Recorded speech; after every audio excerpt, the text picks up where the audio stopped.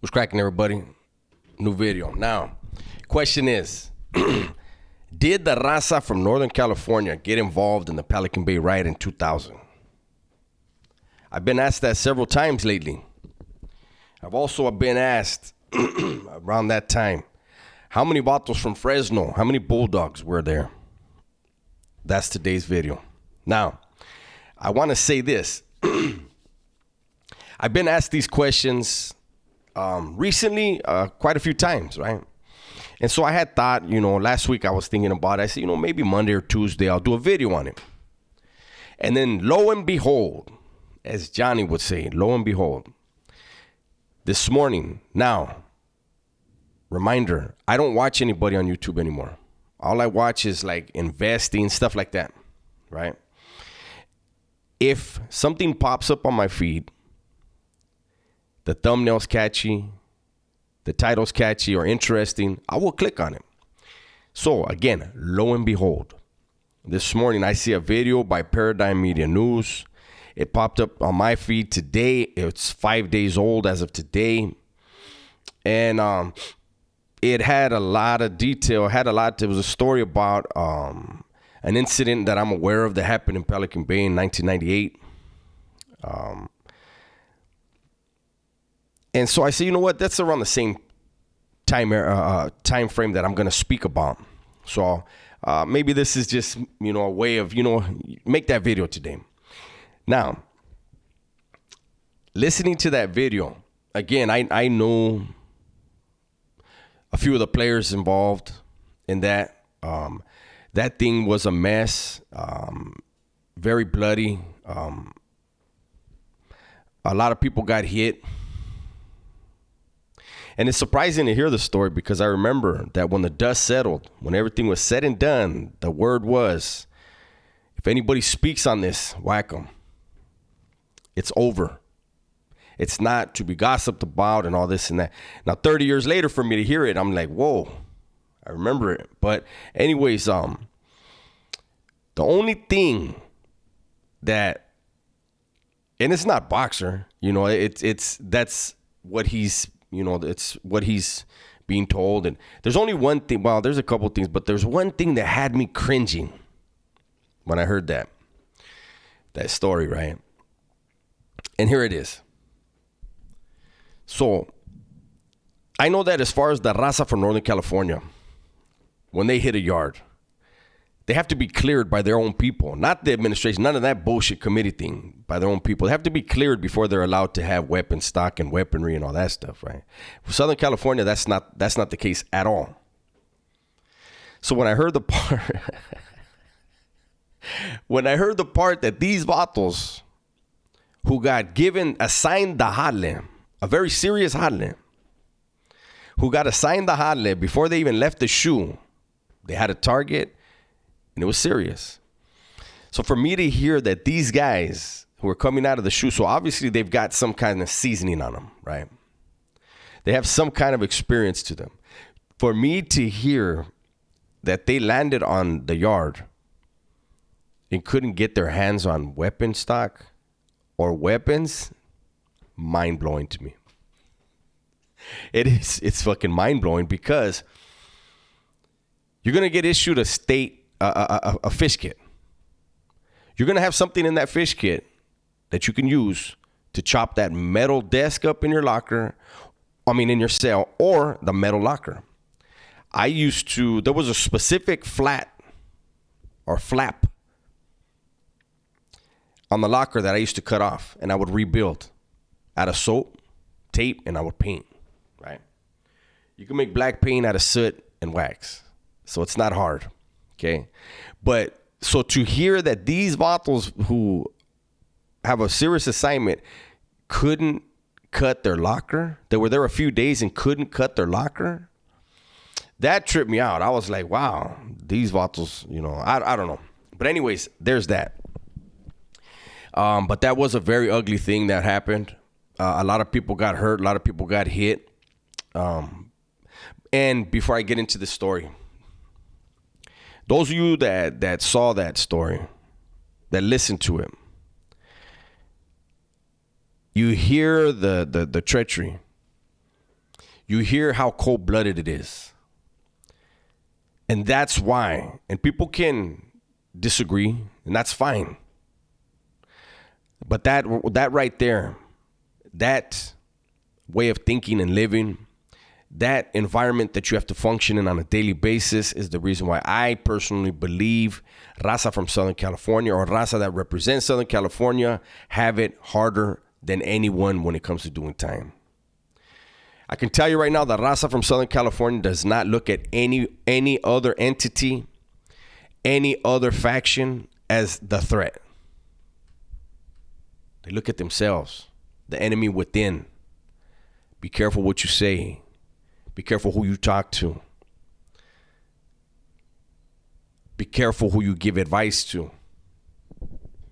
It's a cold way to live, man, but, like I always tell you, just keep your ass out of the streets, keep your ass out of prison, you don't got to worry about it. Now, back to the question at hand. Did the Raza from Northern California get involved in the riot in 2000? No. How many Bulldogs were in Pelican Bay in 2000? None.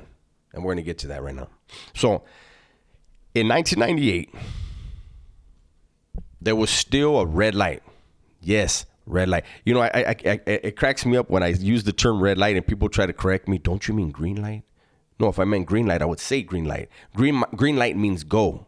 Red light means stop. There was a red light on all Bulldogs and Raza from Northern California. Do not go on the offensive. As a Southerner, you cannot go on the offensive with them. You are allowed, if they kick it off, finish it. Finish it to where there's no question about it, but finish it. But do not go on the offensive at all. These two groups have an issue with each other. Let them wipe each other out. Stay out of the way. But it was, we could help the Vatos from Fresno, but we're not going to get into all that. So, in 1998, the administration moved. They basically segregated the two groups. The Bulldogs were on B facility. The Raza from Northern California was on A facility, deep too. And that's how they kept them separate. There was the administration was not sending Northerners to B facility in 1998, and they were not sending Bulldogs to A facility. Once they made the separation was done. Now, matter of fact, I think it actually, my time's wrong there. It happened in 1997, but there were some stragglers as far as the Northerners. Those guys made it to A yard, and if they went to A yard and didn't have 115 for getting off, they were whacking them, and it was unfortunate because they were actually trying. But anyways, that's their thing. But I had to correct myself. 97. By 98, everything was already established. Northerners went to A facility. Southerners were there. Everybody else but Fresno was there. And then on B facility, everyone was there except the Raza from Northern California. Now, all clarity, all honesty. The orders that came down, red light. Red light on Northerners, red light on Bulldogs, was obviously, as all orders are, it was respected. It came from, those guys that make those decisions, the legends. But across the board, as far as Raza from Southern California, across the board, nobody liked it. Nobody liked it because the Raza from Southern California, not by the choice, it was the administration that had slammed down the legends of every faction. They're not on the main line. They're not on the front line. Not because they didn't want to be, but they couldn't be. And the Raza from Southern California had done work to where there was very few places that rival Raza factions could actually go. That blood had been shed. Them battles had been fought.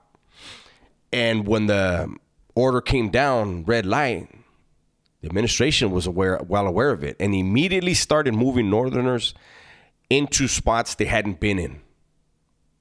They were able to walk onto these spots and not have to fight for them. They were able to get pieces of territory, generate funds and money for their organizations. And it was a hard pill to swallow for a lot of the Raza from Southern California. So on a facility, this is what happened. The Raza from Southern California knew there were certain hitters from Northern California that were on that yard that were not going to be pushed around.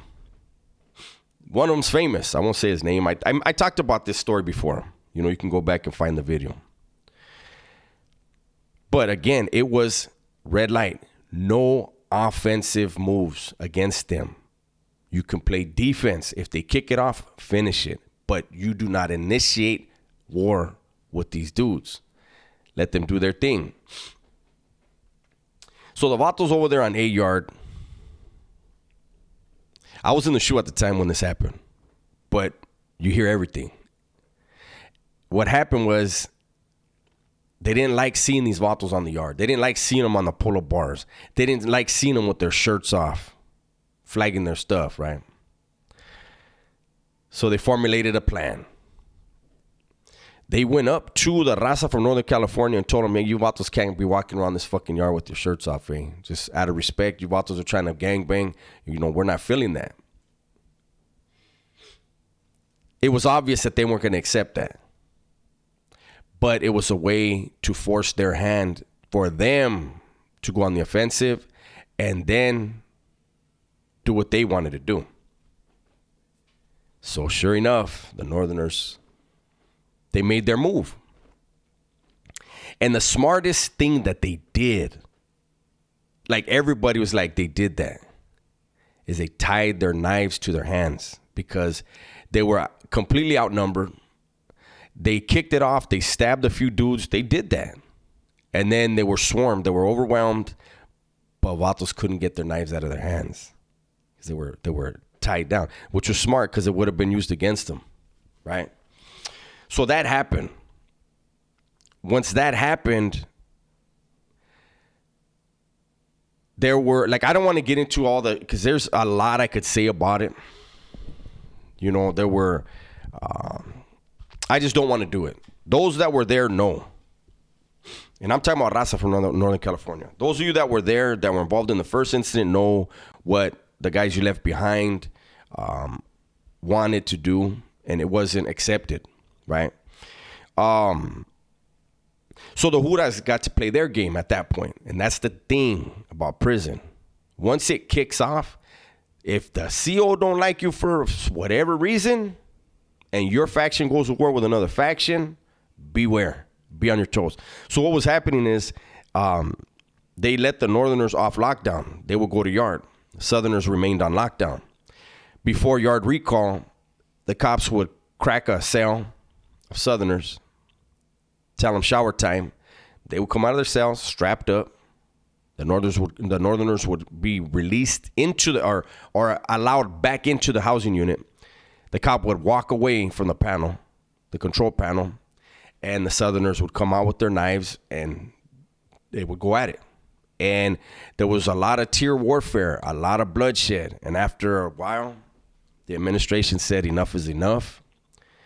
And they removed all of the Northerners from A facility. So now there was already none on B facility. Now there was none on A facility. Then over on B facility, you had the Vatos from Fresno, the Bulldogs. And there wasn't a lot of them. I want to say there was probably 30 of them maybe. And that wasn't the only prison they were at. They were also on B facility in New Folsom. And around the same time, the same type of thing happened. But the thing that happened with the Fresno Bulldogs was one of their people showed up. Pretty big dude. And he got there in 97, right before I left. I just got out of the shoe and got transferred out. But I remember when he got there, He was a big dude, but on his left side, lower back towards the left side of him, he had a tattoo that, to me and all of us that saw it, immediately did a double take. It looked exactly like a black hand. And I remember seeing it, and I told the homie next to me, hey, look at that right there. What the fuck is that all about? He looks, boom. Another homie looks, boom. Immediately, who needed to know was aware, went over to the fence because he was on the other side of the fence, and talked to his people. Hey, what's up with your homeboy right there? What's that thing he's got right there? They said, no, it looks like that, man, but it's actually a dog paw. It wasn't a dog paw. So I wound up leaving. And what wound up happening behind that, it went into 98. They were trying to figure out, there's a red light. Nobody's supposed to fucking touch these dudes, this and this and that. But you can't have somebody with that symbol walking around the yard, period. If he's not that, then he can't have that. It's not allowed. So finally, they were approached, and they were told as well, hey, handle that vato or we're going to handle you. Not the most diplomatic way to approach them.